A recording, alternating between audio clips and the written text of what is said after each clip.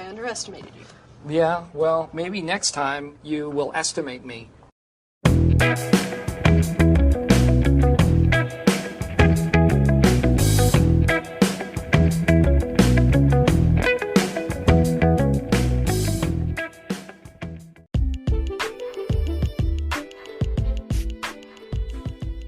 Hello there and welcome back to Strength for Tomorrow Radio with me, Stuart Thompson. Thank you so much for joining me. Today is Friday. Well, at least it's released on Friday, so hopefully you're listening to it as soon as it comes out. Thank you so much for all the feedback from the last show. Thank you for your questions and things as well about it. We'll maybe try and answer those in a coming show. Today I've got a very special guest. His name is Mr. Kyle Gregg. So I'm not going to talk too much. I'm not even going to introduce him too much here. I'm going to let Kyle do the talking because he's very good at talking. And this is quite a long one, so you might want to get a cup of tea, go to the toilet, and then tune in. But yeah, Kyle is an online coach, and I'm going to let you just listen and get stuck in. He drops a lot of knowledge in quite a long space of time, but there's a lot in this, so you might need a notepad and a pen. But listen and enjoy. Let's go, champ! We're doing the intro again. Hi there, Stuart across Functional Fitness again, and today I have with me Mr. Kyle Gregg. Hello. Say hello, Kyle. Hello. There he is. All his glory. There we go. Bit of backstory. I met Kyle at a wedding about 6 weeks ago and got chatting. But Northern Ireland is such a small place that Kyle actually trained my wife Karen before our wedding about 4 years ago. So that's mad, isn't it? Yeah. Karen, best client you ever had then, yeah? She was definitely the most fit. Yeah. And it was definitely one of the first people I ever coached where I had to be like, right, put it back a wee bit here. Like, dial in a wee bit. And then I think that's when I started like really dialing into the niche with that's what I really wanted to work with, was people that like run the hamster wheel. Yeah. And it was like one of my guys at one point was doing 16 workouts a week, and I'm being in there but just making sure everything's just the right amount so he doesn't like overtrain to hurt himself. She was the first taste of like someone that actually would just push. Like if I told her to run a marathon every day, she would have done it. I was nuts. So it was like, put it back. She wouldn't do it if I told her. Just saying. She's probably not watching this anyway, don't worry. Hell's the exact same. I mean, I've had this chat. I said to her, look, I can tell you what to do, but you'll not like that I'm trying to do. Like, Elle's the law and order in our house. Like, I happily admit, Elle's the boss. She wears the trousers. But that makes, I think, better hope she's not watching this as well. I probably will. So, do you want to tell us do you want to tell, it's my fault. I take responsibility if he says anything. Do you want to tell us a bit about yourself, your height, your weight, your age, where you're from, where you're living now, especially your height, because you're a bit of a giant and you've had to stoop down to come into this little office here. The first person to ever do that. Well, I'm Kyle. I'm 6'5". I've been training 16 years now. I've been a coach, PT. I always go wind up when PT start calling themselves coaches. I'm like, what makes the difference between you calling yourself PT? Where's that line? There's a huge difference between a PT and a coach. Always winds me up because PTs call themselves weird stuff. It's like the leader of the men's muscle project or something. You're like, shut up, you're PT. So I worked in a commercial fitness. I was in Pure Gym for 5 years and then went fully online coaching. Lived near Jordanstown, by Rugby. I mentioned I'm 6'5". 6'5", yeah. 6'5". Wow, giant. Yeah, stooped down, huh? Shoulder, break through doorways. All my friends were smaller than me too, so you grew up instead of being up here, and I was like, trying to fit in. And then rugby was obviously like a big shock because I got back into playing club rugby. You play some teams, and I'm the short one. Yeah. You Ballyclare forward, the one always pops in my head because they have like 3 or 4 guys that are 6'7", 6'8", and I'm still like. it's unnerving whenever you see someone who's like you meet someone who's taller than you, isn't it? You're sort of like. It's a bit weird, I think. I am. Sometimes. Funny, I coached the guy, and he's always been the big guy. He was always big. Yeah. Like, he wasn't like he didn't carry his weight well, but he was never like the huge gut kind of guy. He was just overall just a big dude. And he was known as the big, the big lad. Yeah. He lost like 30 or 40 kilos, and then just started putting weight back on again. And it was just in his head, he was the big lad. But when he went out, he wasn't anymore. He was like the wee one. And he just freaked out. And so I always think, I find, because of my head, I'm the tall one and big lad. I'm so big in here, it's a wee bit like, right? I'm not used to this. I'm not the big boy anymore. No. It's sort of put in your place a bit. To get us going, we're going to play a little bit of an icebreaker game. So it's called overrated, underrated. I'm going to say a word or 2 words, and you're going to tell me, in your opinion, is it overrated or is it underrated? Now, you know, there's no right or wrong answer. Oh, You yeah. might create some enemies, but that's the worst that's Very going to happen. Very opinion. It's good. If you don't have an opinion, you might as well be dead. Know what I say? Yeah. That's what I say. Like you either stand for something or you'll fall for everything. Exactly. First one then is walking. Overrated or underrated? I think walking's massively underrated. Yeah. Massively. Yeah. I'm a huge fan of 3 10-minute walks a day. The BBC did a study a couple of years ago and they found it was 2.5 times more effective for weight loss than a 10,000 step walk. Yeah. So instead of spending an hour and a half down in a mountain circle, Yeah. a 10-minute walk after every time you eat, it spikes your insulin sensitivity so you don't get sugar rush, sugar crash, helps digestion.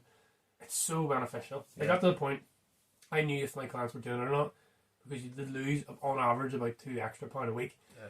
Just from doing these 10 walks. It was nuts. Yeah. But I think walking definitely massively underrated. Yeah. That's one of those things like if you in your worst possible day, if I say could you go walk the end of your street and come back, you still accomplish something. Whereas like going to someone, you're really down, you're stressed out, you're fighting with your partner or whatever. Yeah. Can you go to the gym and do like weights for 45 minutes? It's like that's a big jump. It's like right, walk the end of your street. Walk the end of your street, you're done. You want to keep going, you can keep going. But I'm going to consider that's a day's of success now. Yeah. Plus, it's good for your head. Yeah, it's good for the head. Like, just de-stressing and all of that. But I think it's one of those things. It's not spectacular. I mean, it's not spectacular. You don't put your walk up on Instagram and go, look what I did today. I did this walk. You know, that's a nice photo review. But it's not spectacular like a heavy weightlifting session or doing something a bit crazy. But it's not flashy. It's under. I think you're right. I agree with that. Next, we call your man that does the Transformers, Michael Bay. Mm-hmm. It's like the weight sessions are like Michael Bay. There's just explosions everywhere, all this funky stuff, there's noises and grunting and muscles and protein shakes and all. You go for it down there and it's like, it's not really much going on, but it's so good. Like at my mum's house, we had 2 half Bernese, half Springers. So you taking them 2 for a walk, you just didn't want to just watch them things. Just going nuts all the time. Yeah. But then you came back and you're like, I'm a good mood now. Yeah, feel better. Yeah. Instantly. Yeah. Next one then. Formula 1. I think this is massively overrated. It's such a dumb sport. Like, you just watch people go in a circle, and I appreciate how athletically fit the guys have to be to do it, right? Yeah, and the mechanics and all. But it's one of those things. Like, I don't feel like anyone can truly appreciate how good they are until you've done it. That's right. Yeah. So, like in school, like we played football. It was like one of the sports played football. So I can appreciate a really good footballer because I know how bad I am. Yeah. But it's like when you were 14, you couldn't tell me someone's a good driver because you didn't know how to drive, so you can't appreciate how good of a driver they are. Nobody has the money to drive a Formula 1 car. Exactly. It's just like, oh, this is cool. Or like the scene in golf. Like people go play golf and like, oh, yeah, I love golf. Yeah, no. It's not accessible, is it? Like, there's certain things, okay, that some people might be really into them, but they're not very accessible and you can't go and jump on it. Like, you might be able to go to a golf, get a golf caddy, so I say, get all the golf equipment, right? You might be able to do that, save up, get that, get your membership, whatever.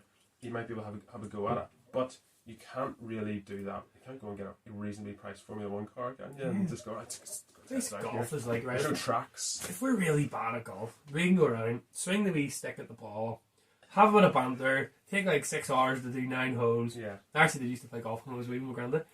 But like, you're at least chit-chatting, you're doing something. It's not like, like, oh, here, do you want to go Formula 1 today? We don't even Formula 1. The closest thing we do go-karting. I'm like, I don't know if you're going to go-karting, but every time you're like, don't ram into each other. Like, mate, that's exactly what's going to happen. This is go-kart. This is Dodgems with a petrol engine. Like, my mate, this is Mario karting around the back of his way. There's no holds barred. That's a sport I can get behind. No, it's like extreme dodgeball. But yeah, I think, I don't know, I just don't get, as you said, appreciation for it, but don't really have an appreciation for it as well. I would agree with that. They have to be really fit and it's really skilled, but like, I don't understand. Yeah. It's like space. Like, it's cool, but like, I don't know how. I don't know what an astronaut has to do. I don't know what it feels like in 0G. I have no idea. It's like, cool in the movies, but you can't really appreciate. Yeah, I agree. And you're like, let's go watch people drive in a circle for hours on end. And there's like microseconds of difference. I'm like, even rally driving, I think, is a bit more closely associated because, like, we've all been in a car, we've all gone a wee bit fast. Do you know what I'd love to do? I would love to be the navigator. Yeah. And notes. Like you're just sitting there and like trying to read. I'd be thrown up. Because I don't think I'm skilled enough at driving to actually drive the car. Yeah, but you can read. But I could be like, if I'd say like you'd done the course we're going to do loads, and you're like, okay, you're coming on, like, oh, I've got like a right bend coming over, and then just be like, I'd be really fun. Can you read in the car though and not throw up? Because I would 100% vomit. Oh yeah, that could be. Yeah. Maybe it's for you. not a sideline for you. I think I want to do it like once, but like I think after you do it once, you're like, okay, right, that was way worse than I thought it was going to be. I know, but I would hate to get blamed. You know, if like the guy slid into like Oh the yeah. ditch, then you'd be probably blamed because like, oh, you told me half a second too late what was coming, and then Oh like yeah, split you'll second always decision. blame the co, you know, like co-driver. Next one, I think I know the answer to this one, but the US Office television show. Do you know what? I think this is a hard one because I think it is really. Because the question is overrated, underrated. It's highly rated already. Yeah, it's extremely highly rated. It's really quoted as well. Like, there's loads of memes that came out of it. I love it. Every second I love it. At the moment, I have Elle. We're just started season 7. And I think it's alright. Still think it's great. But, like, I'm loving it. I watched, like, the third time through it. I'm So still, good. every time something happens, it's just, So like, good. giggling. Like, and season 7's, like, the season where it starts to go a wee bit off the rails. Yeah, whenever Michael Scott leaves, that like, Yeah, and I'm just sitting there, Will like, Ferrell comes in from nowhere. yeah, I'm just like, oh, it's about to go crazy, it's about to go crazy. And then Elle's like, don't ruin it for me, don't say anything. And I'm just like, oh, there's so much stuff about to happen. So good. And we're watching the Marvel movies too. Do you find it hard not to quote? Like, Oh, it's constantly. Yeah. All, I didn't even realise I'm doing it sometimes. Elle threw me a US Office themed birthday party. And like, I did this weird thing. I don't know why I did it, right? But see if you give me, Elle's one of those people who give you a gift. And you're like, oh, this is amazing, all of this sort, right? I'm one of those people who like, you have something like, oh, cool, thanks. And then 2 days later, I'm like, oh, it was really good. I have such a delayed reaction stuff. And Elle, like, struggles with it. to take it in at that moment, you have to kind of Yeah. process it. And Elle really, I think Elle struggles with it sometimes, where she gets you something nice. We're like, don't get me wrong, I really appreciate it, I love it. that's cool. I think that was cool. But it was like, it was the first time ever where I've just sat down, and I think Elle at one point something wrong with it, because for 45 minutes I was just sitting giggling to myself. I thought it was amazing. Like, just put the stapler in the jelly. Brilliant. I got a Dundee award. It's so good. What else? Like, see, like, it is your birthday. I wish Elle could have had a video of me and time lapsed it, but I'm genuinely about 45 minutes. I sat in the kitchen, Laughing. giggling, loved it. Every bit of it was The so attention to detail was superb. amazing. Nailed it. And then the scene Karen, was- Karen, take note. Yeah. Oh, you know, I have to do Elle's birthday next year, so I'm like, I need to figure out. I need to That'll be go. interesting. Oh, So, would you say that it is appropriately rated? Would you say that's, or would you say it's overrated? I think it is adequately rated. Just It's, right. it's exceptionally highly rated, and I think that's right. Deserves it. Yeah, On another note, the UK Office. it's terrible. Absolutely terrible. Oh, it's so bad. It's so monochromed. It's like, you know, it was like the first season that had this concept. I thought, like, it wasn't great, but like you knew, like, okay, this could be good. Yeah. And the UK one, like, ran out of gas, and like, okay, we're done. It was very mundane. Like, the wackiness of a US Office is what I think got it. It was like, okay, here's some snows that would pop up, but they've exaggerated and Yeah. wildly. You know, like, oh, it's the incompetent manager. Like, Yeah, yeah. everyone loves to say, oh, my manager's really incompetent.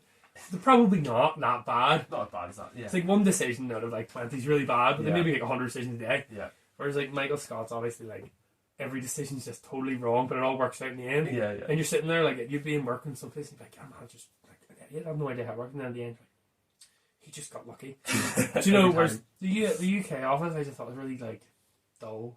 I just don't think they found like their own stride, their own Yeah. way to do it. So I think it's overrated. Yeah. I think Even if so. it was like rated really low, I still think. Still too high. Yeah, I agree. Next one, sirloin steak.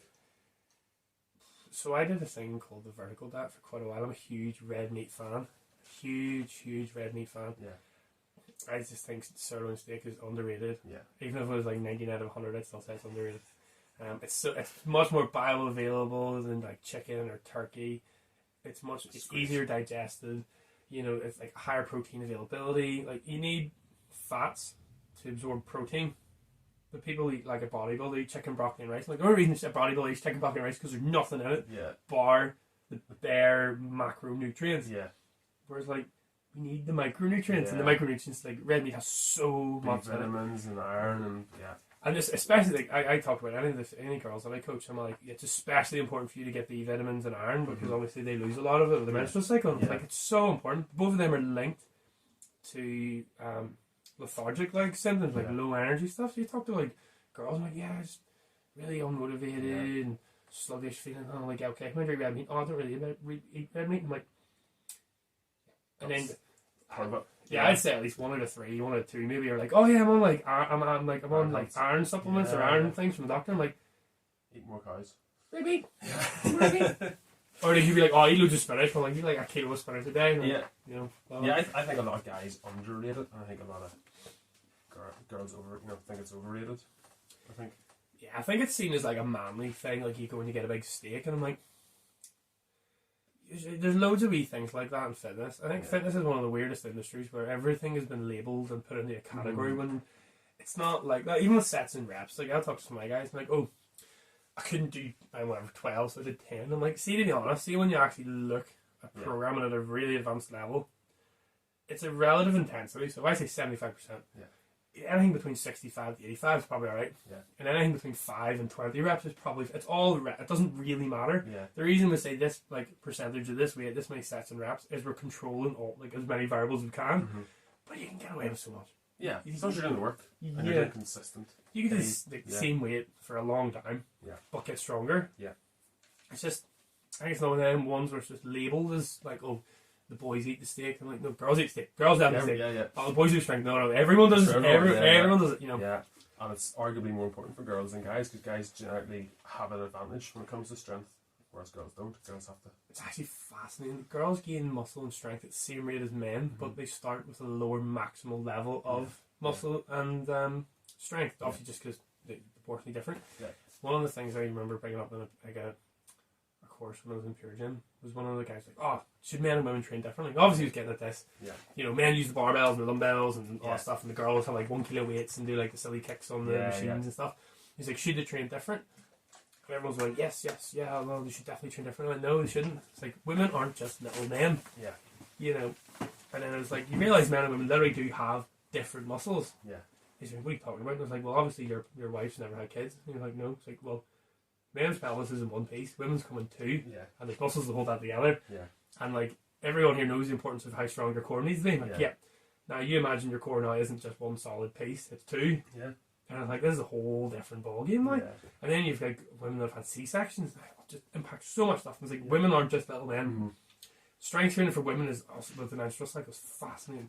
Because you have different peaks in your strength throughout the month and like how you plan deloads and ramping training and stuff. Yeah. Men were relatively easy, just linear progression, 12 weeks, add more weight. Yeah. You ever feel run down, have a beer, have an extra like bit of meat or something, you'll be alright. Where women, it's like, okay, every 4th week we know we're going to feel run down. More consideration, yeah. 2 weeks after that's going to be your strongest point, so I'm going to train a ramping training, peak into that, easier weight, bump your calories up for this. Like, women, it's so much more interesting. Yeah. And I think women are better to coach. I think men have an ego. But like, a lot of men come in already having a bit of a background in lifting, whereas now there's more women coming and they don't have as much of a background in lifting because remember that maybe they've avoided the weight section. You know, it's just big scary man. That's common, yeah, and that's quite common. As guys kind of grew up bro lifting and doing pro sessions, and whether it was right or wrong, they did the sessions. We grew up at a rugby gym with an iPad, and it's like, see, you're in the gym at least 2-3 times a week. Your name wasn't on this like wee iPad scanner thing. Yeah. You weren't playing, so it was like. We had to just train, but then obviously the girls were like playing hockey or something else. But the boys was like, you need to put weight on. Yeah. And I think there's so much stigma around it. And the biggest thing that I love now is women. There's a huge movement for now. Women want to do strength. Women want to be feeling powered, not skinny. Yeah. But I'm loving it. I think it's brilliant. Healthy. Yeah. It's a healthy goal. Like one of the girls that I coach, their sister Anna. She did a TikTok yesterday, and she was eating like 1,850 calories odd. And I guarantee there's loads of women message her now being like, you can eat that much food and lose weight. I'm like, yeah, you don't need to starve yourself. Yeah. It's like once you're training, like she's one of the most dedicated women I've ever seen. Yeah. Like just does it. Yeah. I remember chatting to her with food at the start. I was like, you eat that much? And I was like, yep. It's hard for people to get their head around though, isn't it? If they've always been used to like 7 more Weight Watchers, blah blah blah. That's exactly it. And just like depriving themselves. Not even like their calorie deficit, it's just deprivation, really. Next one. Before we get caught up on that one. Coldplay. Overrated or underrated? I think overrated. Yeah, I agree.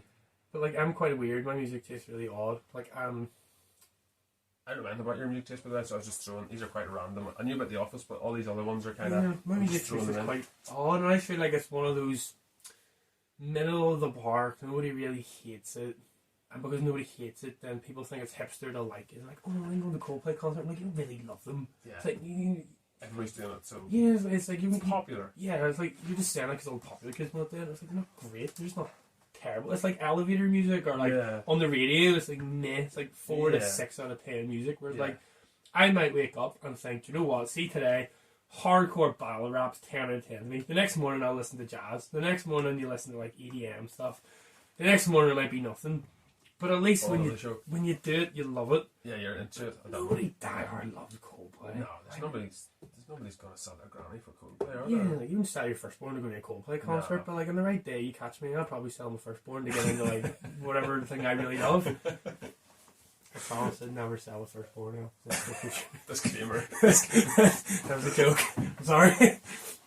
Yeah, this is gonna be on the internet forever. This video, so that's the thing. The evidence is there. Oh well. Next one, BMWs.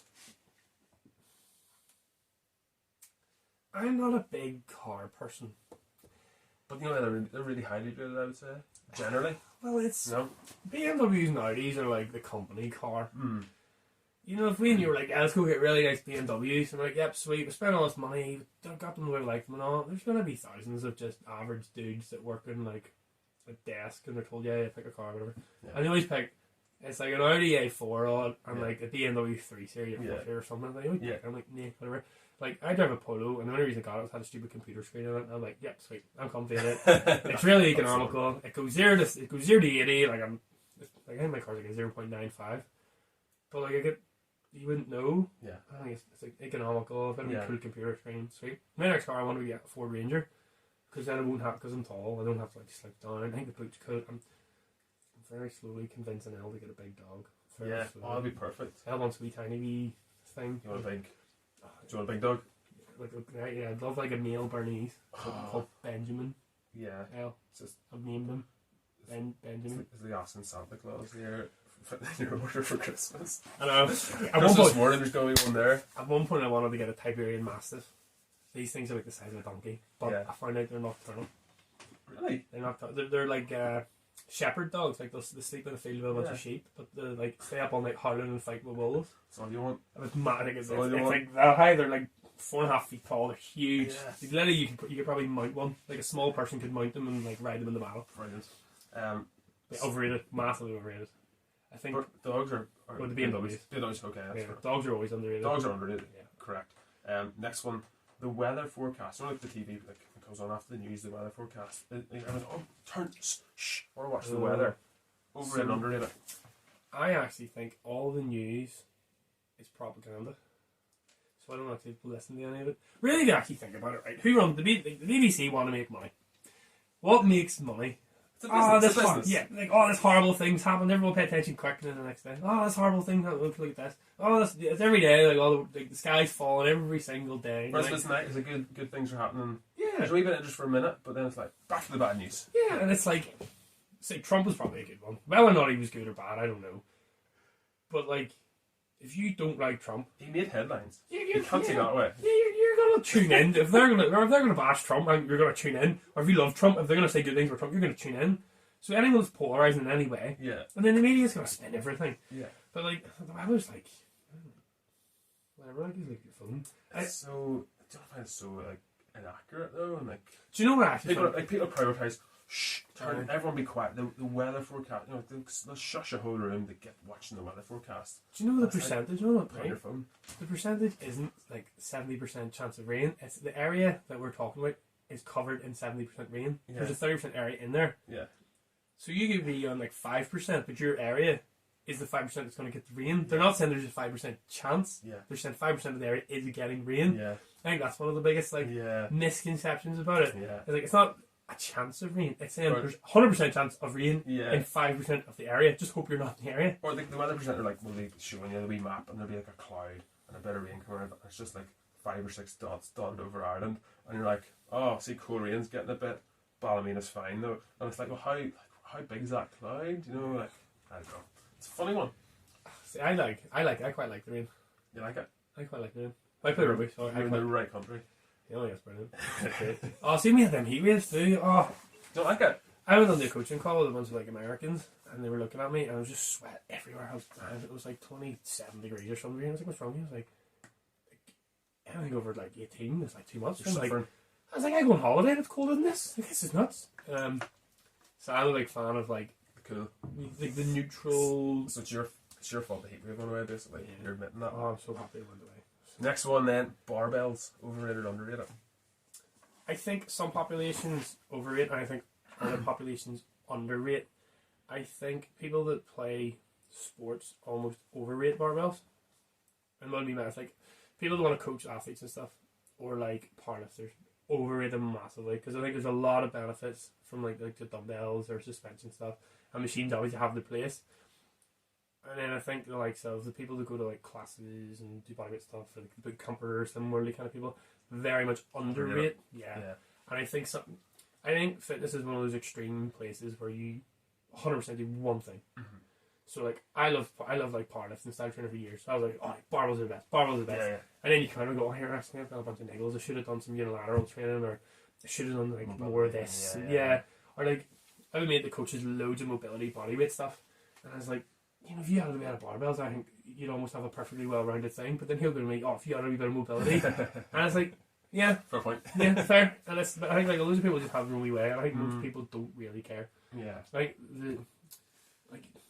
people want to feel better, want to look a bit better naked. Like they don't really care how you do it. Like you know, it's like nobody really. It's a means to an end. Yeah. These are just tools in the toolbox. I think some people think this is the best tool. You got the guy that's like, okay, the saw is the best thing in the world. And the next one's like, well, the hammer's the best thing in the world. Like, well, the saw's going to be useless if you want to put a nail on the wall. Yeah. Do you know? I think it's like that. I like a barbell though, but simply because it's like, say you're doing bench press, right? Compared to dumbbell bench press or squatting, right? Squatting, it's like perfect ergonomic tool to squat with, right? Yeah. Like you can do other things, but eventually the dumbbells get so heavy that holding them up here or holding them here gets too much for the arms. So you can rest it in your back, you can set it on your shoulders. I like that. Like I think that's a really good aspect of a barbell. Whereas even like bench pressing, like I guess the point the dumbbells are so heavy, and the hardest part, the most dangerous part of it's getting them up to here. Whereas barbell, you know, off the rack. I think it's one of those things as well. It's like I can't remember off the top of my head, but there's a whole bunch of training variables. Say argument's sake, it's 8 training variables. Mm-hmm. Well, if you use maximal intensity, i.e. the weight on the bar, it's very easy to control that with a barbell. Yeah. Whereas the dumbbell, it's very difficult to do that. Yeah. Whereas if you were someone that played around with like how many reps you do, you can use the barbell as well. Where if you play with say range of motion, dumbbells you're gonna get a better range of motion. Body weight stuff you can do that too. And those guys play that. And I think it's just as a coach, whatever you're most comfortable with, or an athlete, what you're the most comfortable with is what you're gonna do. Yeah. I.e. like prison workouts doing push-ups. Yeah. Well, them guys don't have barbells and stuff. Well, the Sims don't have barbells, but probably do. Yeah. But if you're doing like, okay, I'll do 200 push-ups today, tomorrow I'll do 205 push-ups. Yeah. That's their method of progression. So year down the line, they're going to like, I got great results doing this. Yeah.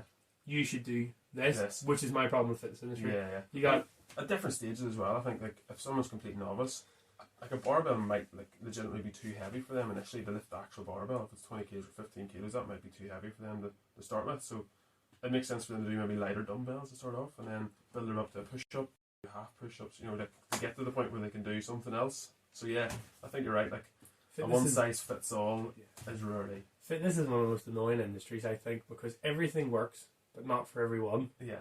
And the problem is there's so many people who have done one thing and it worked for them. It's a blanket thing. And then they're like, oh, you must do this. Yeah. So if I did keto, say, for 12 weeks, and did all bodyweight boot camps, and I lost loads of weight, felt really good, and you came like, I want to get fit as well. What did you do? Yeah, so I'm like, right, you have to do this. Or if I did like the chicken broccoli and rice, fasted cardio every morning, and that you did your 12-week beasting, 12-week PT course thing, then you went and done your like weekend course to be a PT.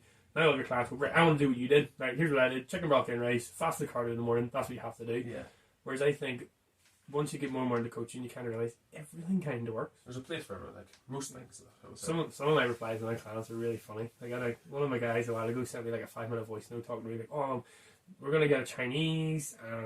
You know, should do extra cardio, should up the steps, like should double up in fitness sessions, to whatever." And then I think I said to them back, "Well, mate, I get salt and chili chicken, but like I don't know, I like honey chili chicken, and then chow mein something. I don't know. It kind of depends what you like. What do you really like? And Chinese is like what like should I do? Like should I not eat carbs there? Like I just enjoy it. Like the flavor. Yeah, it's yeah.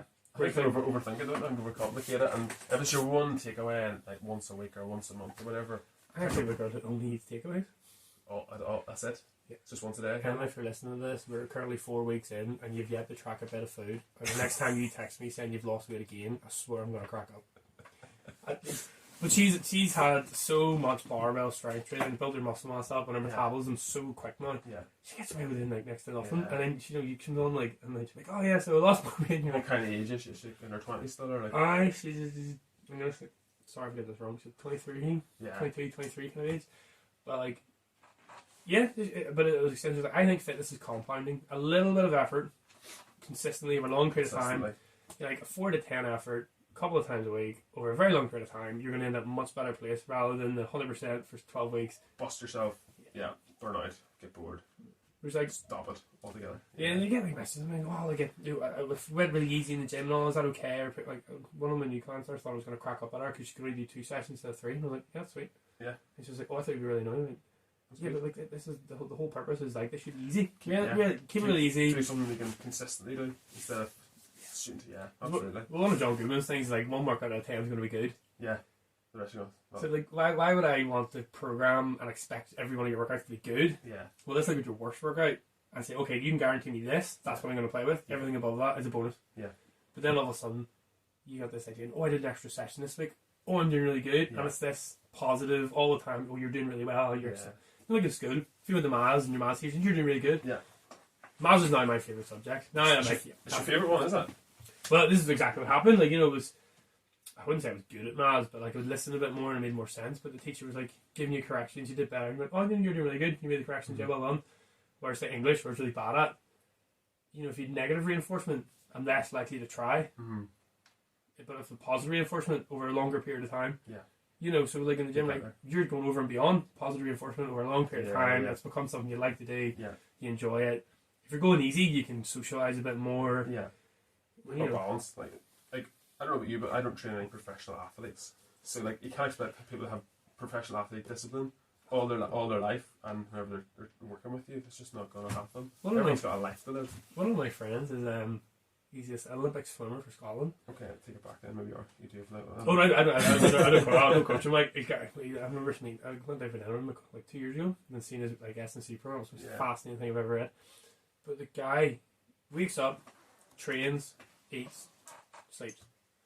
That's his profession. Yeah. Whereas like I would draw out a pie chart with someone when we were having this talk, and I'm like, okay, how much energy does your work take? And you're like, okay, half. Right, okay, sweet. You're 50% left. How much does your partner take? How much does your friends take? The end of it going, right, you got like 15%. So your maximum you can give to the gym here is 15%. That's maximum, no room for anything else. Mm-hmm. Whereas like, yeah, like I worked at a gym, so like super easy for me to go to the gym. Like I train in the gym, I live in the gym all the time. Yeah. My friends are here, my profession's here. Everyone in the gym's eating healthy. Yeah. Like I get down to get 80% of my energy happily, and it wouldn't faze me whatsoever. So I can put 4 times, maybe 6 times as much effort in as you can. But you want to do what I do. That's like, you know, I think there's this disconnect. Whereas the swimmer's body dilemma, it's like I enjoy the gym. My friends are in the gym. I socialise in the gym. I enjoy doing it. And I'm giving effort to someone that hates doing it, puts loads of effort in, gets less results and progress from what they're doing. But I'm telling them to do what they're just total disconnect, you know? Yeah, it's true. It's a good point. Last one, Australia.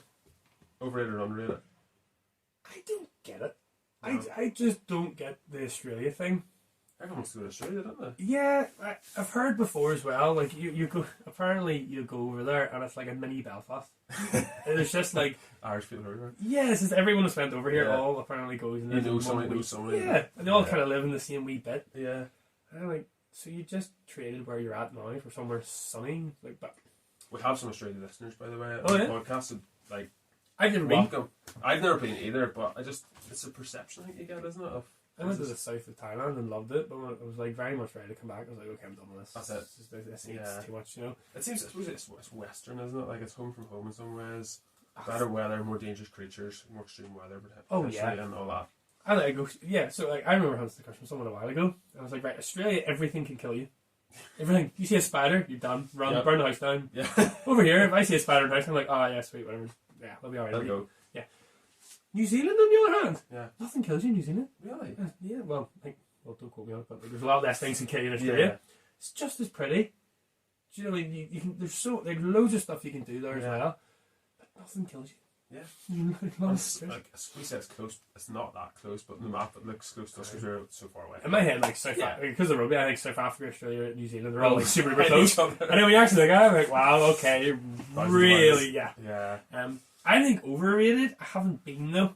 Yeah, I'm not saying overrated based on my perception of it, but again, I'd like to be there to confirm that. You talk to someone. Yeah, I went to Australia and I had 100 people on the same street as me. We're all from the same place. We all knew each other. Like half of us went to uni together. And like, we're great towns now, though. Yeah, and I'm like, oh yeah, you really went and travelled there. You really like outdid yourself. Yeah, wow. Whereas like someone's going, oh yeah, I moved to like Japan. I had to learn Japanese. And I'm like, okay, you actually emigrated. Yeah, different food, different symbols, different culture. Yeah, everything's totally different. Like different philosophies, different religion. The way society works are totally different.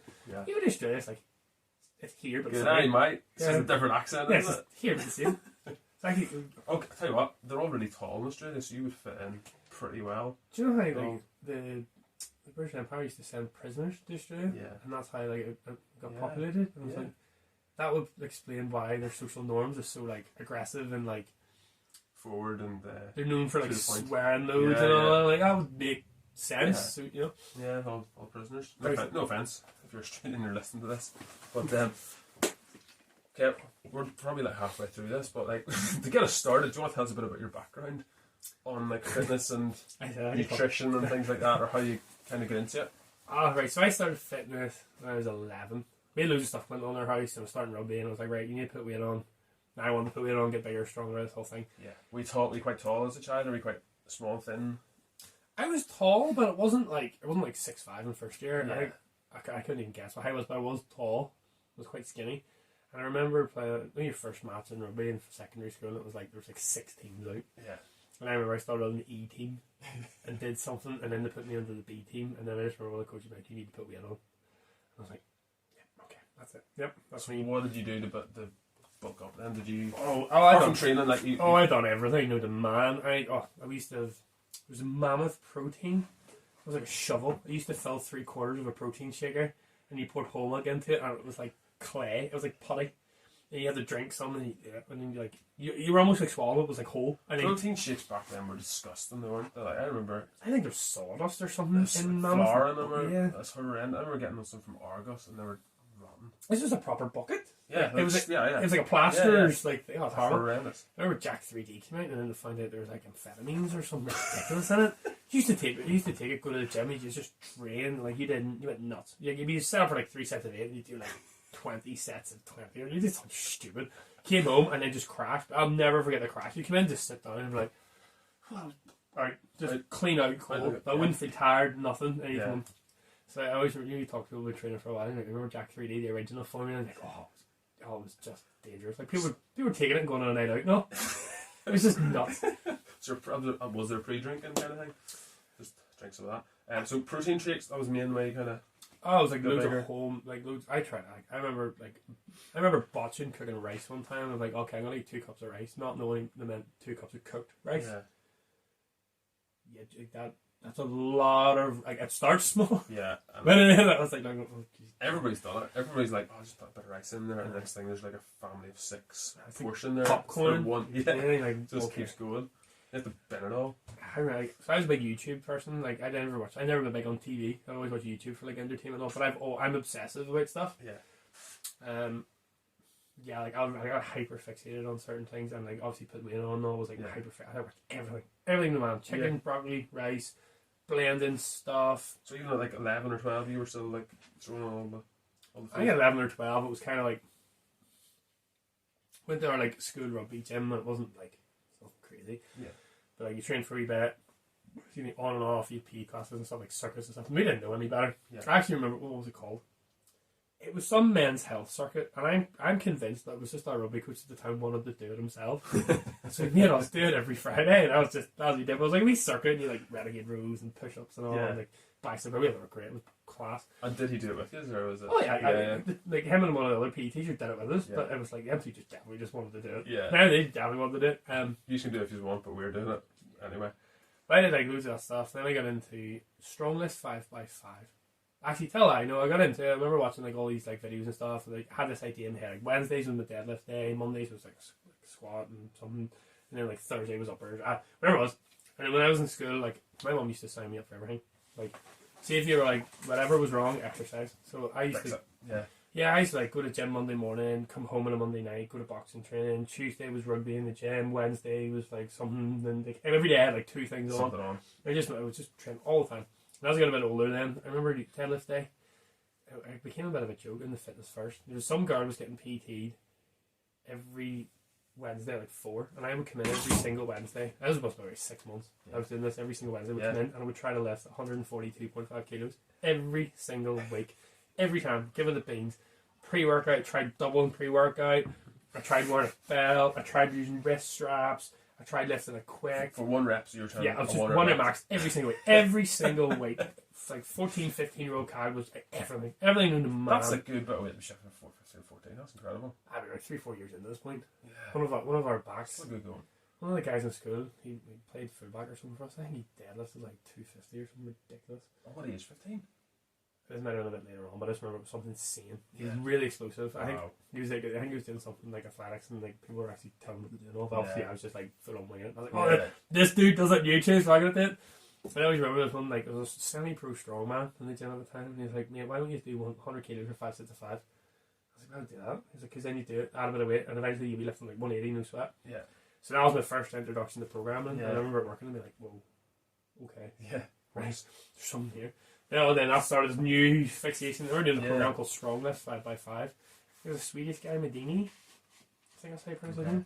And it was like A and a B workout. And I was like, squat, bench, barbell row. The next day was squat, shoulder press, deadlift, 5x5. A, B, A, B. If you want to do 5 days a week, so it's A, B, A, B. 3 days a week, A, B. That's what it was. Just kept going. I did that for like a while. Did the whole like protein shakes, drinking whole milk, trying to eat everything. And I burned it this my mum was trying to like fund me trying to do all this stuff. So we were going home one day and it was like turkey dinosaurs, and then the next day it was like, oh, I eat chicken and rice, and you give up on stuff and you come back to it and all.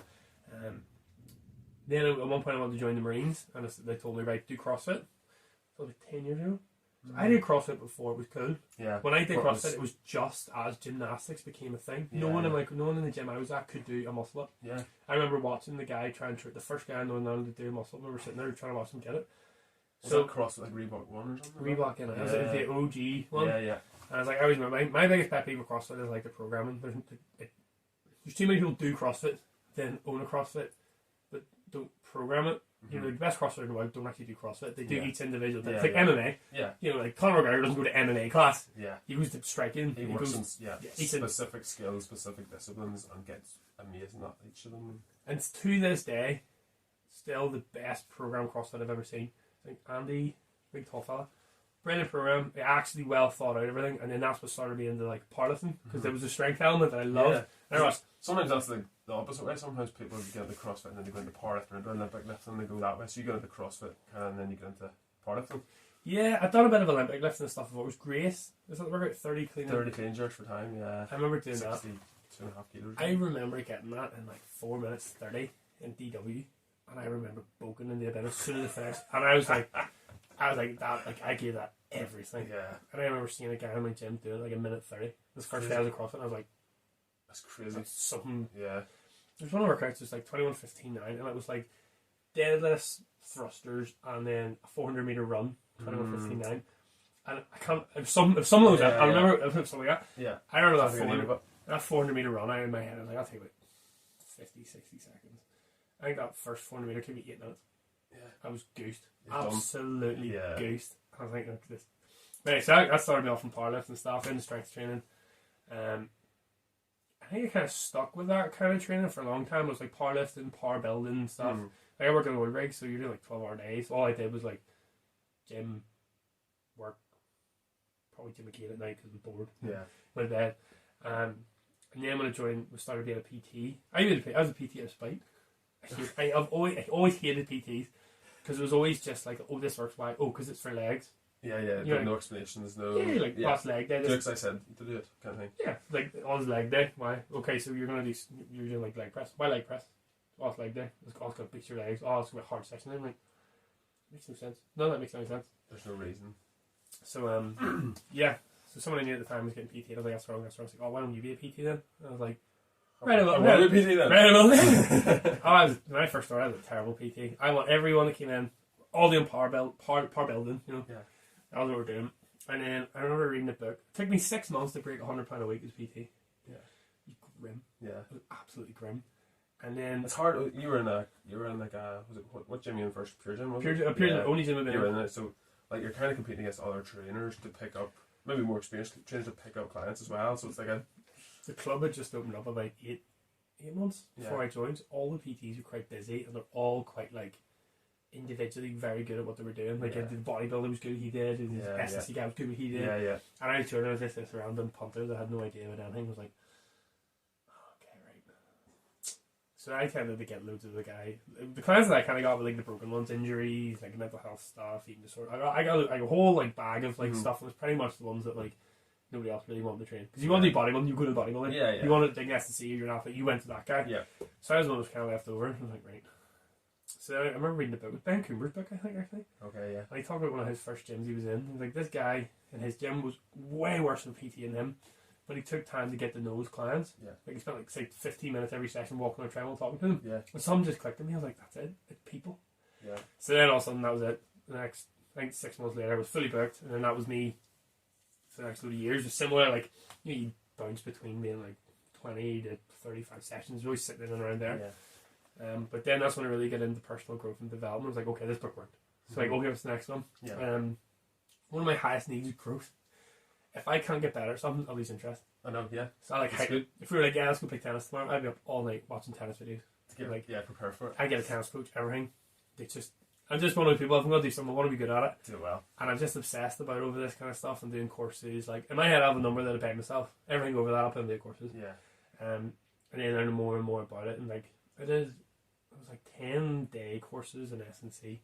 Or 10-day courses by an S&C. I don't know, whatever. And it was fascinating to hear their program and stuff. Because it was just like, okay, why are you doing this? Is that too much? Is that too little? What's the purpose of this? Yeah. Everything had a rhyme and a reason and a box to tick.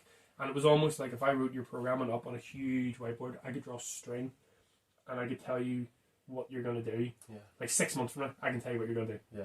6 months ago, I can relate it right back to this. Yeah. You know, this is why you're doing this. This is why you're doing this. Yeah. Like the reason you're doing the first exercise dictates the second exercise, dictates the third exercise. Yeah. You know, and like micro, meso, macro cycles. Yeah. Quad cycle if you're an Olympian, you know, like so everything just makes sense and it's fascinating. I was like, but this is extremely low volume. Yeah. And then I found with all the powerlifts and stuff, for me to lift the most weight maximally, every muscle has to be working proportionally to every other muscle. Yeah. Now, when you get someone with an injury like back pain, every muscle's not working the way it should. Mm-hmm. So for me to get someone to squat, say, 150 kilos, was the same as me getting someone with like the back pain. Mm-hmm. Like, okay, like this part of your legs are tight, your hips are sitting like this, your abs aren't activating, whatever. But all that stuff you would do with a high-end strength person. So there was a direct correlation between what I was doing with both. I was like, that's really interesting. So then it turned out I was okay. I was getting a bit good at this stuff. Yeah. Like did a load of courses and stuff on like psychology, mindset stuff, like asking people the right questions to get the right answers. You know, because like if someone's overweight and I say, right, eat less food.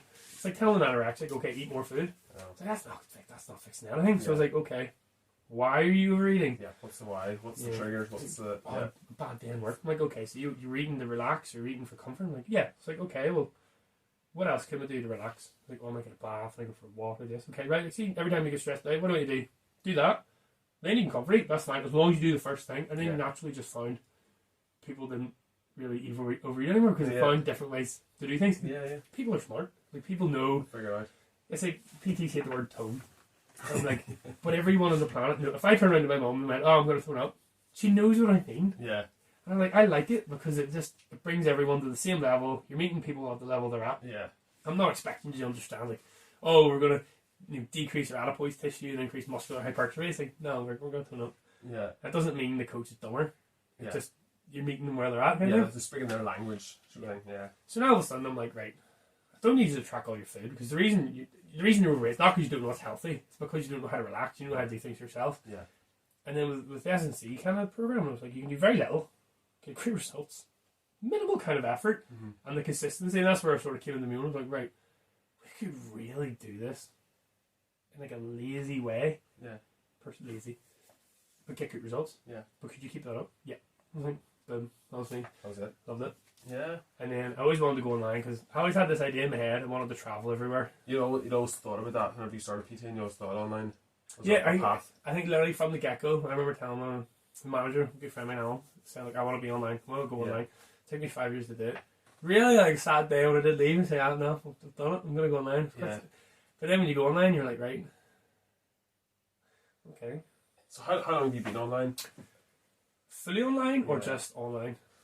I've been So on. when do you dabble in it? When do you kind of start playing with it?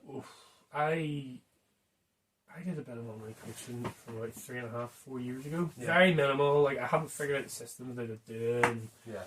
like very much like because you're in person doing loads of sessions, it's very hard to get time. And then it was January this year where I was like, the first lockdown. I think in my head I was like, oh, only for 4 weeks. I'm like, yeah, be fine. Yeah. And then just like 6 months in the house, like it's mind-boggling. Yeah. So the second lockdown was like, oh, it's only for a month. Like, okay, cool. And then at Christmas with another one, I'm like, right, no, I can't just sit in the house this time. Right, I'm going to go online. And then I signed up to Online Training Academy 2, big one. Yeah. And then it was like, okay, boom.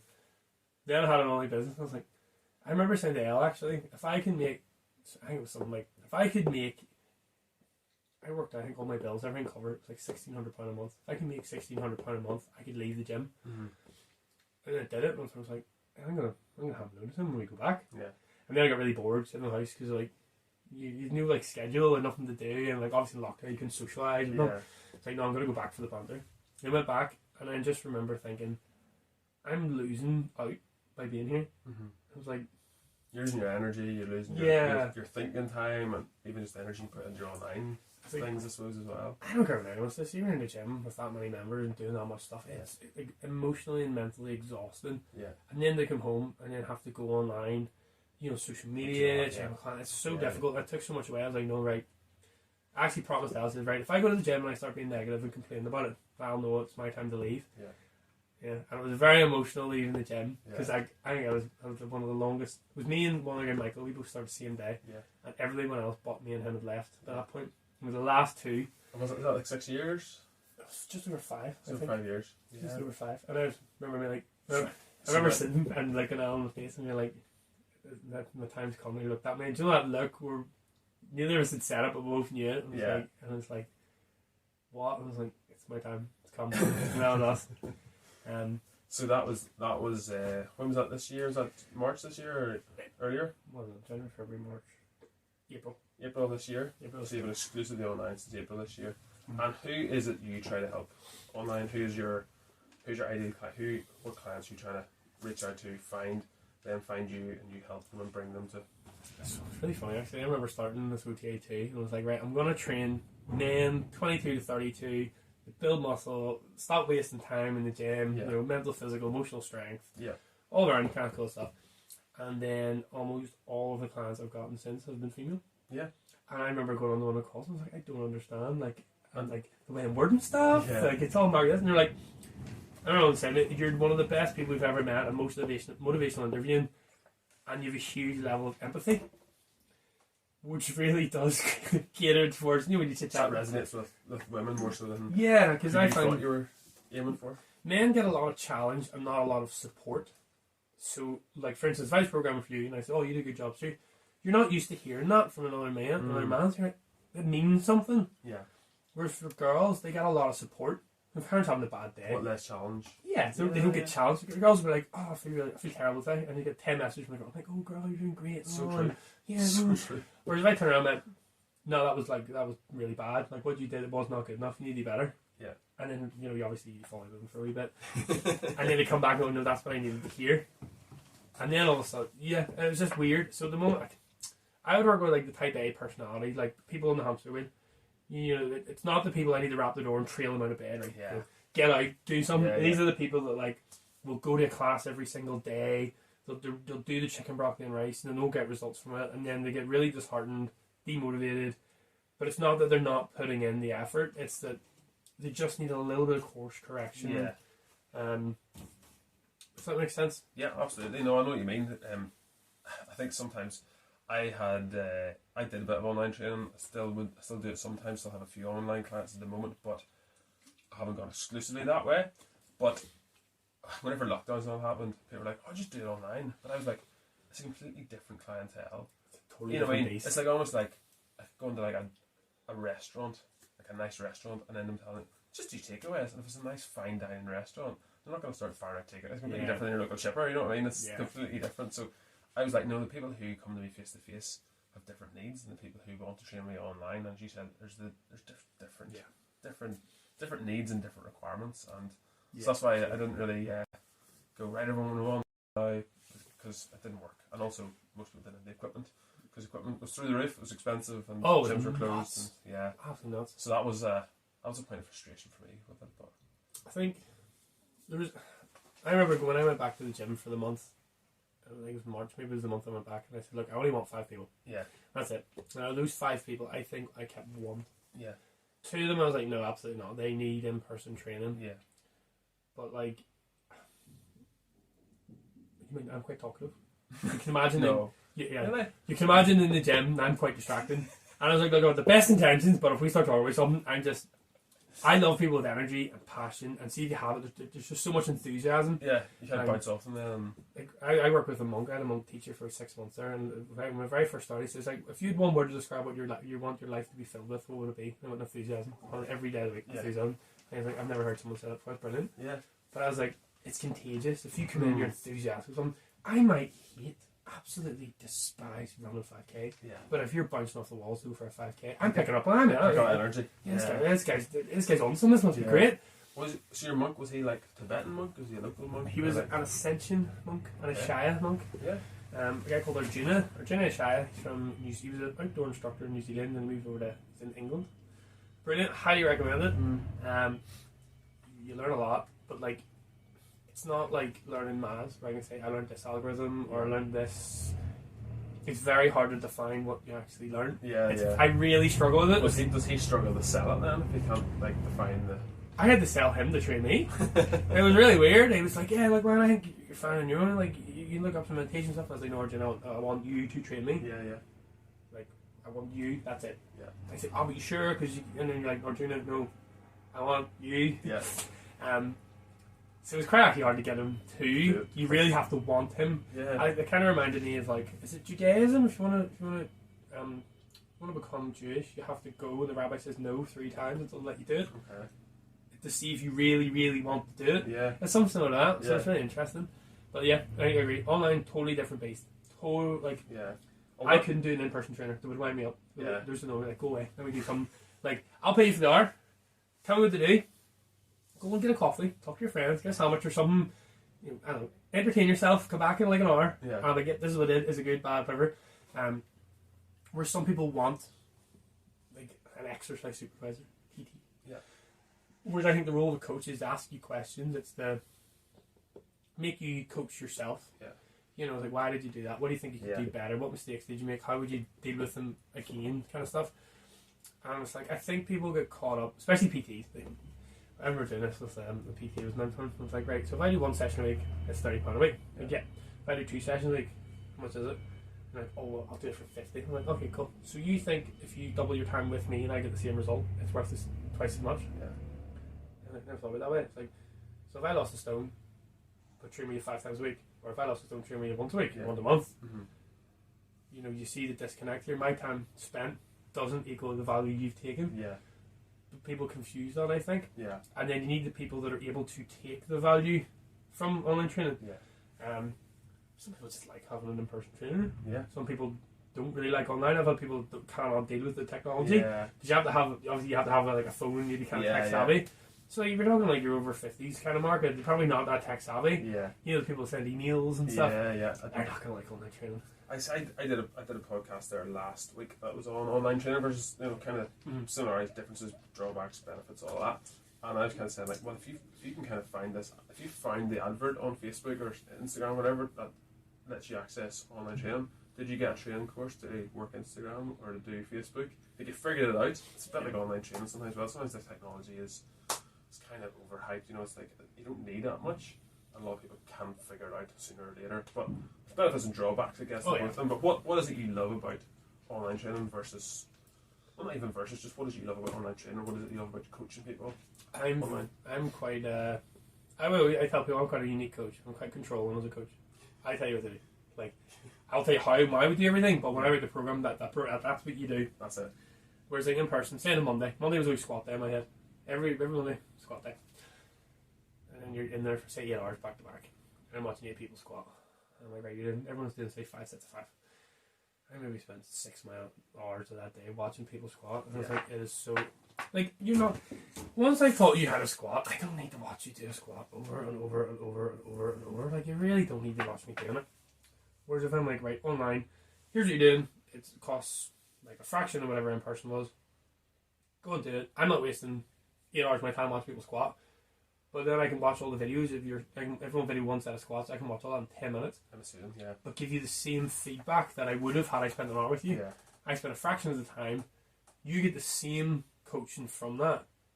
And I don't have to sit there staring at you while you're doing your whole 5 sets of 5 squatting. Yeah. However, if someone doesn't have the technical capacity to, it takes a bit more time, obviously. But with online coaching, I think the more you go on, the less and less coaching someone needs. Yeah. So with me, I charge a bit more for the first 3 months because I'm like, look, we're going to be chit-chatting a lot more, fixing stuff. And then when you get to the point in person training where we're just kind of, oh, do the weekend and stuff, I'm like, I don't need to be there anymore. Yeah. Do you know what I mean? Yeah, so yeah. like, see, there's an independence that kind of develops, and I guess there's independence at the start, and then it kind of flourishes under your coaching, I guess. Yeah, and the idea is I want you to know why I picked this, why this test, why this rep, why this percentages, what this phase of training is for, what we're up to. And once you understand all of that, you're really just being a pest. You're just annoying people while they're training. And I'll just talk all day to them. Or like you start goofing off and doing dumb stuff, or like I have some really funny stories. I had a client once do my Christmas shopping for me. Just brilliant. You just like. That was their goal for the week to do your Christmas shopping. My arch nemesis. I'm guessing it wasn't online shopping. No. My arch nemesis is boredom. If I'm bored, I'll start running back. I just start doing really dumb stuff, just messing about and all. And it's highly entertaining, but like you're not getting much more value. Which I think online you can condense the time period in which you put in the value. Yeah. But you need a kind of person that can take the value from it. Yeah, extract it exactly. And I do think it is like physiotherapy. I wouldn't really say you could do online. Yeah. Or if someone has some like poke yourself here. Yeah, like, feel around. You feel this. You feel a bit lump. Yeah. Okay. Right there. Go like a couple inches below that. Yeah. Okay. Poke there. What's that like? Okay. It has to. So I think some people it is just in person. Some people online works a lot better for. And I do think there is an ethics to online coaching where you say, okay, I don't think it's gonna work for you, or you know. And I do think I'm not the right coach for everyone. Yeah. I do think a lot of people aren't the right client for me. Yeah. I.e. like. You're kind of like, you might have the best client in the world, and if I try and coach them, I'm like, okay, better do my head in. Yeah, it's different personality sometimes, isn't it? I think that was one of the things I actually talked about it last week in that podcast was, you know, like, who's the best PT in the world, who's the best coach in the world? It's like, who's best, Messi or Ronaldo, or who, BMWs, or, you know, flavor of chocolate. Yeah, like, they all do a job, and sometimes it's just personal preference, and it's, you know, what's the best tool in the toolbox? Yeah. Well, it depends what we're doing. Yes, sometimes you're doing how personalities combine and clash and things like that, so yeah. What about your own goals? What are your own goals currently for training? That's really strong. I want to feel more athletic. I want to have more energy, just be a bit fitter. I like to drop a lot of weight, but I also like doing loads of fun stuff. So I don't really like. I mean, I want to go to dinner. I don't want to be that person. I'm like, can't have dessert or can't have starter. Yeah. I'm not a big dessert person. No. I'd order 2 mains rather than starter main dessert. 2 sirloins. Yeah. I broke my nose so many times where even before Corona I didn't really smell much, so my taste was always bad. Yeah. Like the texture of food does it. Yeah. But it's why I'd never done like meal plans or anything. I am a very bland eater. I love Rice Krispies. They don't taste like anything, but there's a crisp. The feeling in the pop snack. Yeah. Snap, crackle, and pop. Snap, yeah. It's been that long since I've had it. Well, I'm really bland, boring eater. So like weight loss for me is like really like me. I could forget to eat. Yeah. So obviously like, I think it comes with like my height and stuff. Obviously my calorie intake's gonna be so big. Yeah, you can get away with a bit more than. Oh, this is one of my biggest pet peeves in the world. Oh, my biggest pet peeves.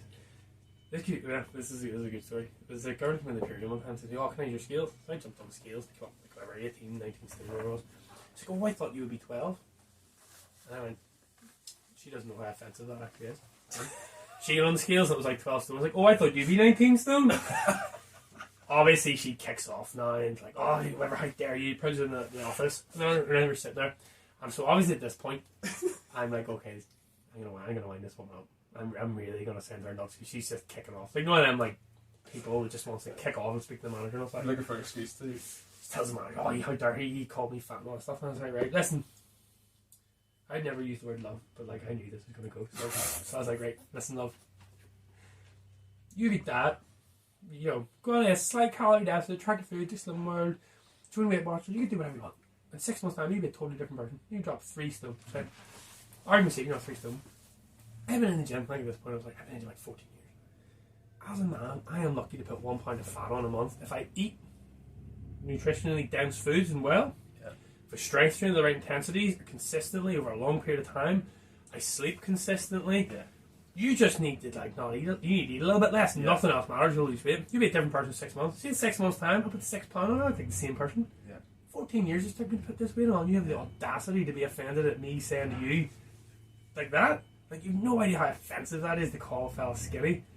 I was like, if you're overweight, you can.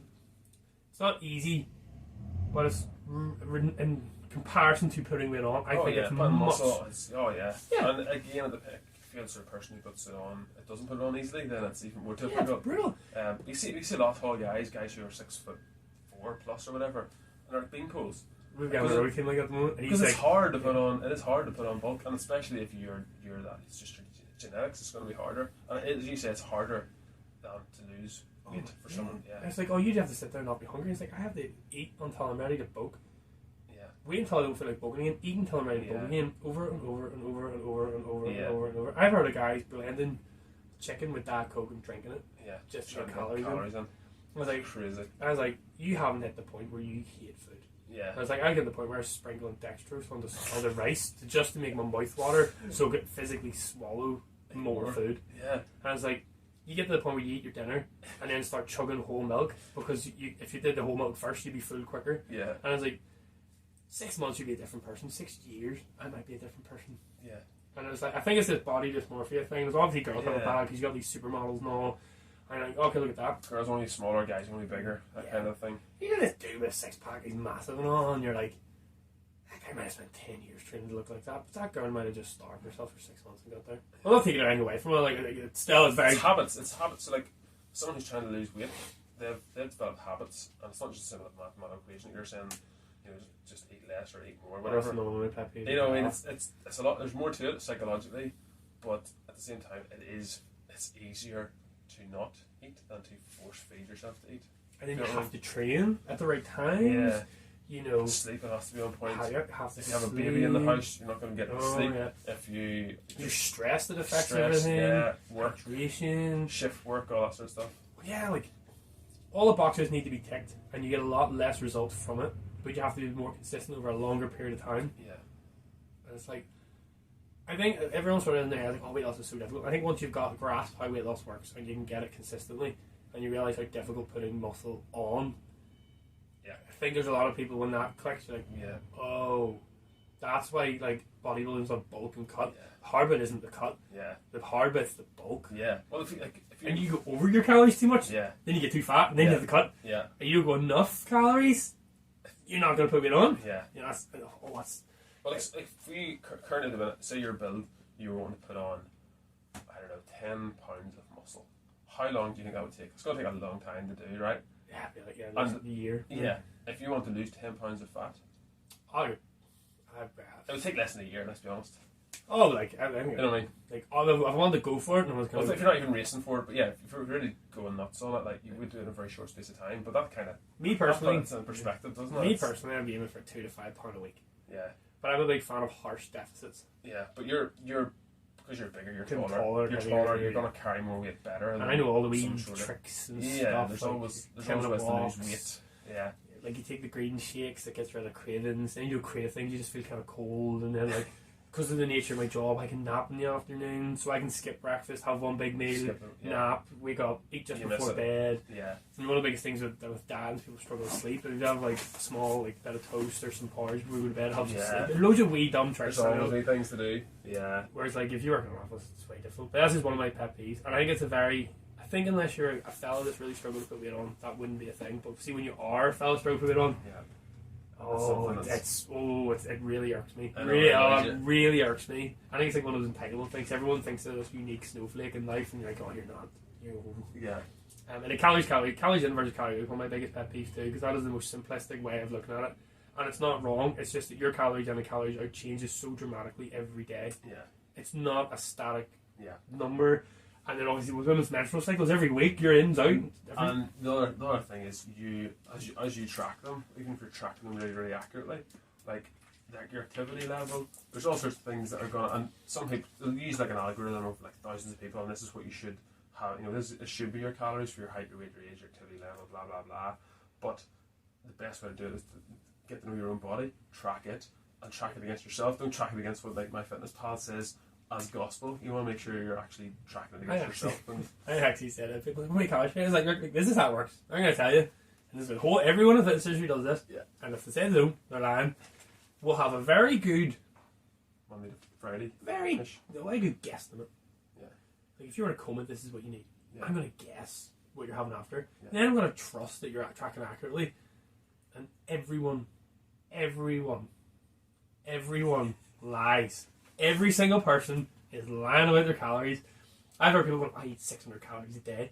And Show me. Yeah, you're just tracking wrong. But it's not like a sinister tracking wrong or lying. It's like they don't even know. Oh yeah, there's like I don't even a bit of sauce here or a drink there. There's always something. And like, say I buy a kilo of chicken, I'll probably cut like 200 grams off of it. But like, whether I cut 50 grams off or 300, I don't have a clue. But yeah, close enough. You get it's better than nothing. It's better than guesstimating and throwing a dart at the dartboard with a blindfold on. Like you're probably going to be closer if you have your eyes open and can. I always say it's like going for a wee in midnight and hoping you piss in the toilet. You're just hoping you're going to hit it. You're probably going to get something in it, like, but with the light off. Yeah, just go in the dark. Your eyes You're closed. kind of way in the dark and hoping you hit the toilet. But it's like everyone's lying about everything. It's like, okay, this is best guesstimate. Yeah. This is going to be in and around. Do this. See what happens next week. Okay, next week comes around. Yeah. Oh, wait, this happened. What should we change? I think no. Why? Because we need at least 4 weeks. Yeah. We need 4 weeks. We need at least 4 weeks to know what's going on. Yeah. And I'll be honest with you, by that point, you'll be stronger, you'll be fitter, you're neat, your activity outside the gym's going to be up anyway. Yeah. So it's not like too much has changed. You need it for 4 weeks. Yeah. And then all of a sudden, like 6 months in, haven't changed a thing. You've always got to wait all this stuff. And it's like, we can accelerate this, but look, in the last 6 months you've done this, are you happy enough? And you're like, yeah. I'm like, that's kind of how it works. Yeah. I think I went my last 2 years when I worked in the gym, I didn't check anyone for my fitness stuff. Yeah. Not once. I was like, because you don't need. Yeah. People telling themselves, you're like, oh, how'd you get on? You're like, oh, good. Yeah, good. Yeah, that's what you're going to go for. Right. I did this, and this. I'm like, okay, what are you not telling me? What do you mean? I know you're not telling me something. Like, right, I did this as well. I'm like, okay, right, what can we do better? Oh, this is right, okay, do that. And then the next week you come in, right, what'd you do? Same thing. You never need to like check someone. Check the stats. Yeah.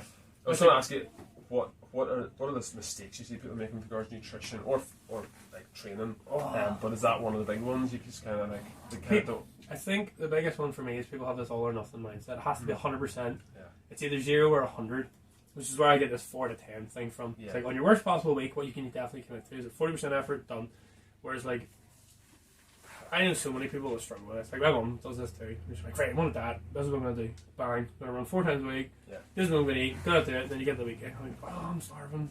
I was like, yeah, because you went too hard straight off the bat. It's like people trying to run the 800 and sprinting like it's a 100. Yeah. Like, I'm just gonna hold it. Like get 100 meters in. And it's like, oh crap. Yeah, 700 to go. Yeah, you can't. I was like, make it as easy as possible yourself, right? Make it easy. Yeah. Okay, only lost half a pound this month. Okay, let's try and turn that into 1 pound. Let's. Like the goal isn't to lose a stone. The goal is to lose 1 pound 14 times. Yeah. One of my really good friends, Richard Crow, he told me that one. He was like, it's a good one. I like it. Because he started saying, he was like, oh, we want to do your business and stuff. And I was like, yeah, I'm doing really well. He was like, right, what did you do to get 1 client? I did this. So just do that again. Do it 14 times. Yeah, I was like, weight loss is that? He's like, weight loss is exactly like that. The goal is to lose 1 pound. What did you do to lose 1 pound? Do it again. Again. Keep going. It's just keep it so. That's kind of the biggest one you would see people making. Was that ever listen to Jordan Peterson? Yeah. Big fan. I love him. I think he gets a lot of flack. Oh yeah. But anybody's doing anything productive generally does. But like one of the best questions I've ever heard him say was, "What can you do to make your worthless existence slightly less terrible?"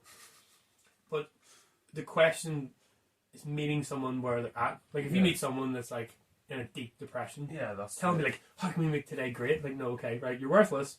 Today's terrible. How can we make it less terrible? How do we go from 0 to 1? Yeah. How can we make your like super overweight, super unfit person slightly less terrible? Oh, I could go for a 10-minute walk. Perfect, done. That's it, done. Okay, next day. How do we go from 1 to 2? How do we go 2 to 3? How do we go 3 to 4? Like, let's go up the gears. Whereas people want to go from like 0 to 60. Just shove out, Yeah, that's good. What about? Yeah, so that's the big. What about? Is there any fitness myths that you would like to debunk right now? Is there anything like stands out? You think? this is no nonsense.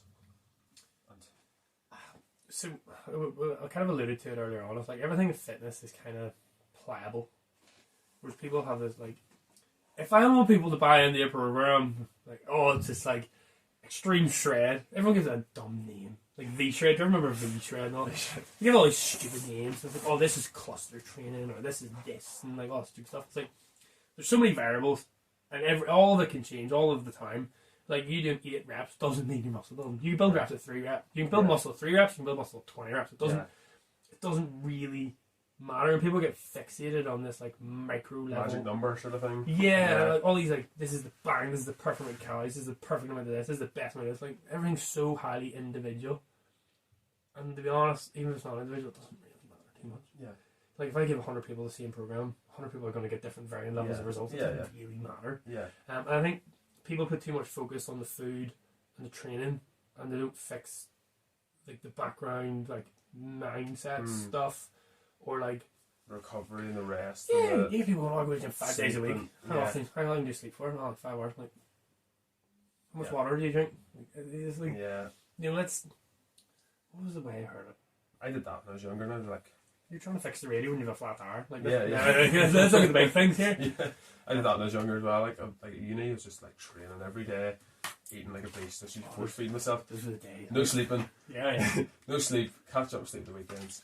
Like water, not great. But yeah, I know what you mean. I've lived that. Yeah, just all the dumb stuff. Yeah. Like, I remember someone, it was a quote, someone, I think it was Stan Efferding, was like, if you're taking creatine and sleeping 5 hours a day, you're an idiot.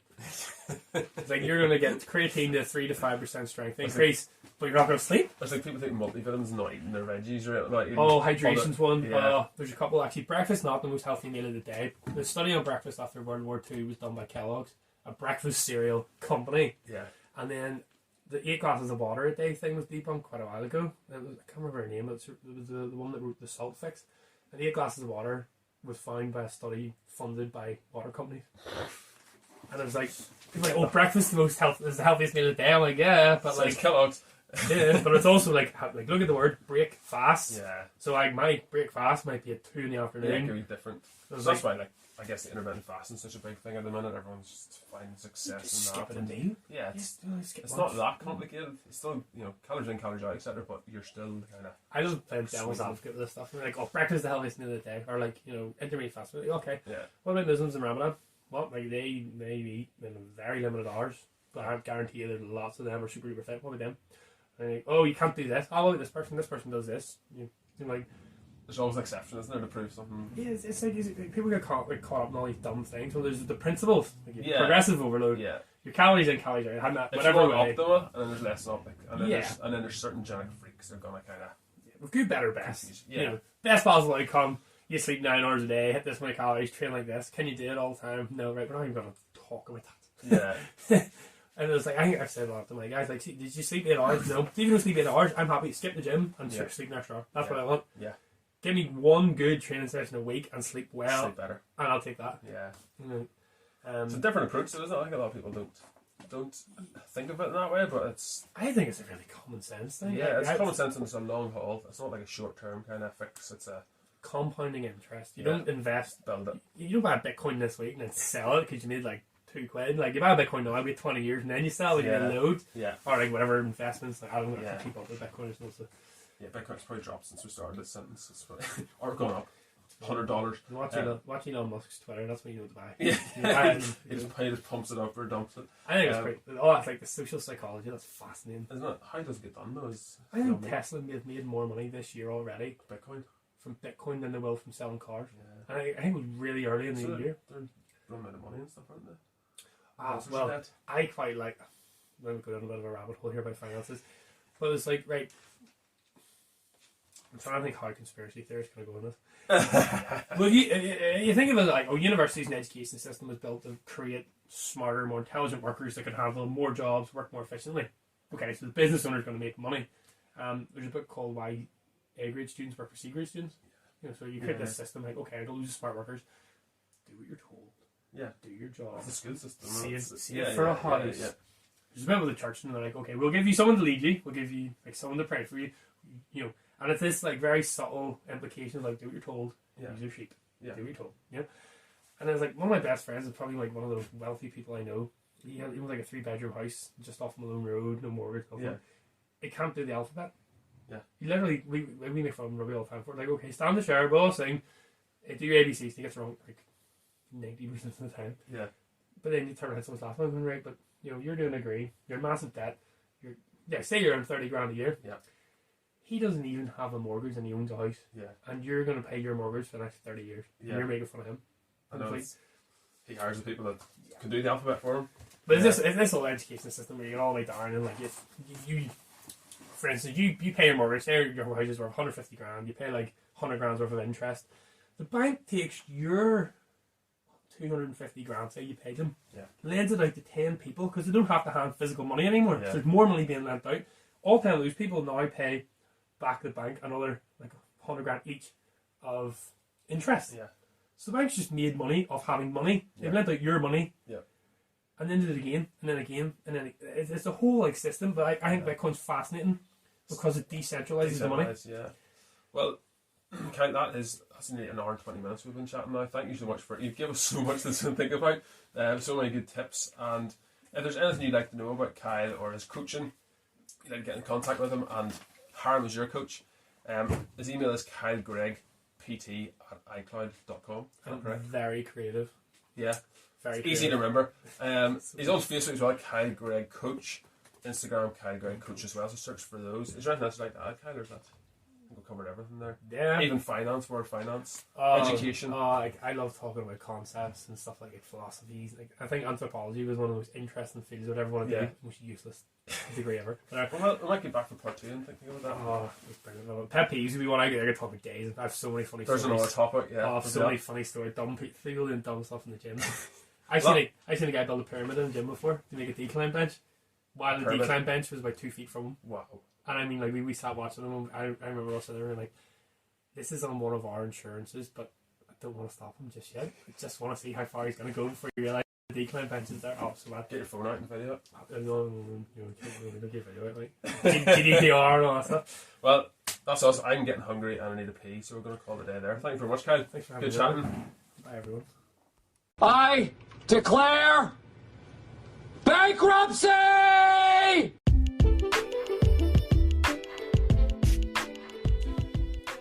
Wow, so that's it. That is the end of the show. We had to stop the interview there. As I said, I had to go to the toilet. I had to get something to eat. I'm starving. But Kyle basically turned up at about 12 o'clock and he left at about 5 o'clock. So we had a good afternoon together. The interview took about an hour and 20 minutes once we got going, and we chatted about 30 minutes before that and got set up.